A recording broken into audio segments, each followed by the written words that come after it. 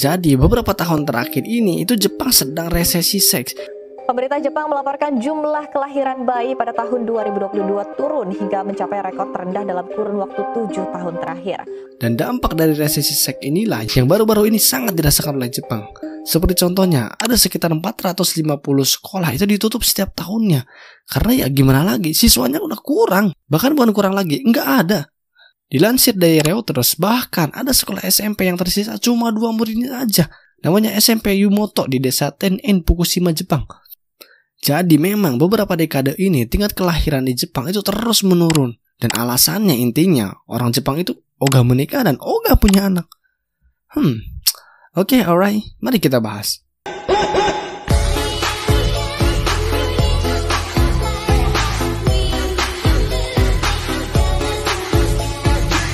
Dilansir dari CNBC Indonesia, pada tahun 2020 angka kelahiran di Jepang menjadi rekor terendah. Tetapi menurut Kompas, di tahun 2022 sepanjang Januari hingga September 2022, angka kelahiran Jepang itu mencapai 500 bayi. Angka ini berkurang 4,9% dibanding tahun yang lalu. Memang di beberapa negara maju tingkat kelahiran itu memang cenderung menurun, tetapi itu di Jepang terbilang parah gitu. Pada tahun 2022 contohnya, ditambah dampak pandemi juga, tingkat kelahiran di Jepang itu hanya 800.000 bayi. Berbeda dengan Indonesia yang setiap tahunnya sekitar 4,8 juta bayi lahir. Yang sebenarnya Indonesia juga mengalami penurunan tingkat kelahiran, tetapi tidak terlalu signifikan lah. Hasil survei Badan Pusat Statistik tahun 2020, angka kelahiran total fertility rate sebesar 2,10. Jadi berarti rata-rata perempuan di Indonesia akan melahirkan 2 anak pada masa reproduksinya. Sedangkan di Jepang itu cuma 1,3. Bahkan beberapa sumber mengatakan hanya cuma 1,2. TFR atau Total Fertility Rate yang lebih rendah dari 2,1 dianggap sebagai tingkat kelahiran yang sangat rendah yang dapat berdampak pada struktur demografi suatu negara. Nah, negara-negara maju cenderung memiliki TFR yang lebih rendah memang karena alasan-alasan seperti meningkatnya pendidikan, kesejahteraan kesehatan, urbanisasi, dan peningkatan akses ke kontrasepsi. Jangankan soal kelahiran, soal nikah aja, itu menurut Japanese Station pada tahun 2019, rata-rata usia wanita menikah itu di usia 29 tahun dan pria itu di usia kisaran 31 tahun. Wow. Apalagi di Tokyo yang memiliki usia rata-rata pengantin di kisaran 32 tahun dan 30 tahunan. Waduh. Jadi intinya usia 30 tahun adalah usia rata-rata orang Jepang menikah. Ini sangat jauh beda dibandingkan dengan Indonesia yang rata-rata usia pernikahan ada di usia 19 sampai 24 tahunan. 実は50歳の時点で、4人に1人から5人に1人は結婚してません。とっても大変な問題だと思う。子供がどんどんいなくなるから、でも年寄りは増えるし、お年寄りは高齢者が増えるので、とても大変。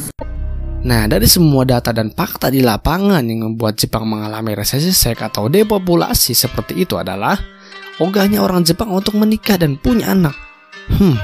Menurut National Institute of Population and Society Security Research dari Jepang, persentase orang Jepang belum menikah yang tidak berminat menikah seumur hidup itu naik drastis. Waduh. Ada yang berpikir kayak gitu? Nah, dari beberapa sumber dan tanggapan orang Jepang langsung, kenapa sih orang Jepang sendiri ogah dan cenderung menunda pernikahan dan memilih melajang dengan waktu yang cukup lama adalah ada beberapa poin. Yang pertama, ingin bebas. 57% orang Jepang itu beralasan ingin bebas. Orang Jepang itu suka hidup bebas, menikmati uang untuk sendiri, karena banyak orang Jepang yang merasa bahwa menikah akan membatasi waktu dan energi mereka untuk mengerjakan karir atau hobi yang mereka sukai. Karena setelah menikah ya apa-apa harus ada persetujuan dari keluarga, waktu terpotong oleh keluarga juga. Itu yang dipikirkan mereka. Gaya hidup perkotaan yang begitu sibuk dan memiliki jam kerja yang sangat panjang hanya menyisakan sedikit waktu bagi sebagian orang di Jepang untuk memikirkan pernikahan atau keluarga. Logikanya mereka dah capek kerja, ingin bebas, pas nikah semua serba terbatas malah nggak bebas, ya kan? Ditambah lagi nih, Jepang adalah salah satu negara dengan tingkat individualisme yang cukup tinggi, mirip kayak Korea lah. Mereka asing dan tidak biasa dengan perbedaan. Dalam sebuah studi yang dilakukan Pew Research Center pada tahun 2001, sekitar setengah dari orang dewasa di Jepang itu menganggap bahwa masyarakat yang beragam membuat sebuah negara menjadi tempat tinggal yang lebih buruk. Waduh, sampai mikir gitu ya. Mengerikan juga. Tidak cukup secara finansial. Sekitar 40% orang itu beralasan seperti itu. Memang ada stigma yang sedikit sama dengan kita orang di Indonesia, yaitu biaya nikah yang mahal. Nyatanya memang benar, di Jepang biaya nikah itu sekitar mencapai 3-5 juta yen atau sekitar 27-45 ribu dolaran, atau sekitar 300-600 jutaan. Waduh, Jepang memang adalah salah satu negara maju yang sudah pasti biaya hidupnya cukup tinggi. Dan karena itulah membuat banyak pasangan Jepang itu menunda pernikahan hingga usia mereka benar-benar matang dan finansial mereka udah oke. Dalam beberapa tahun terakhir, pemerintah Jepang terus mendorong masyarakatnya untuk memiliki lebih banyak anak dengan janji bonus uang tunai dan insentif sebesar 420.000 yen atau sekitar 48 juta rupiah setelah kelahiran anak mereka. Dilansir dari Numbeo pada April 2023, biaya hidup di Tokyo itu rata-rata sekitar 200.000 yen atau sekitar 25 juta per bulan untuk kebutuhan dasar seperti makanan, transportasi, dan sewa apartemen. Waduh, ingat itu kebutuhan dasar ya kan, bukan kebutuhan konsumtif lainnya. Tentu ini bergantung gaya hidup, tempat, dan wilayah juga sih. Mungkin ada yang mikir, ya kan setelah nikah justru pemasukan menjadi 2 dari istri dan suami. Nah, disinilah permasalahannya. Di Jepang, rata-rata wanita yang sudah menikah itu mereka akan memutuskan karirnya dan fokus di keluarganya, mengurus rumah, anak, dan sebagainya lah. Contoh aja, lihat nih film-film kayak film Doraemon, Shinchan, Ninja Hattori, Chibi Maruko, Pimen, dan lain-lain lah. Dari film itu, semua ada satu gambaran kesamaan, yaitu ibu mereka tidak kerja, ada di rumah. Ditambah lagi nih, di Jepang, ART atau pembantu rumah tangga itu sangat jarang. Makanya seorang ibu di Jepang itu akan mengurus semuanya seorang diri. Wow, strong banget. Bahkan survei pemerintah pada tahun 2001 menyebutkan perempuan Jepang itu menghabiskan waktu 4 kali lebih banyak daripada pria dalam urusan rumah tangga dan membesarkan anak dibandingkan dengan suami yang bahkan bekerja dari rumah sekalipun. Yang ketiga, pernikahan tidak memiliki image yang baik. Kurang lebih 34% orang Jepang itu beranggap seperti itu, bahwa cenderung menikah itu merepotkan. Bahkan menikah bukanlah tuntutan besar yang diminta oleh keluarga. Menikah juga bukanlah tujuan utama dari setiap orang Jepang. Bahkan cenderung malah terlihat tidaklah baik. Ya bukan buruk juga, tetapi bukanlah hal-hal yang harus dan perlu dibanggakan lah bagi orang-orang Jepang. Ditambah ketakutan akan perceraian di Jepang cukup tinggi. Jadi anggapan lebih baik, ya gak mau nikah daripada cerai nantinya. Nikah aja belum, udah mikirin cerai.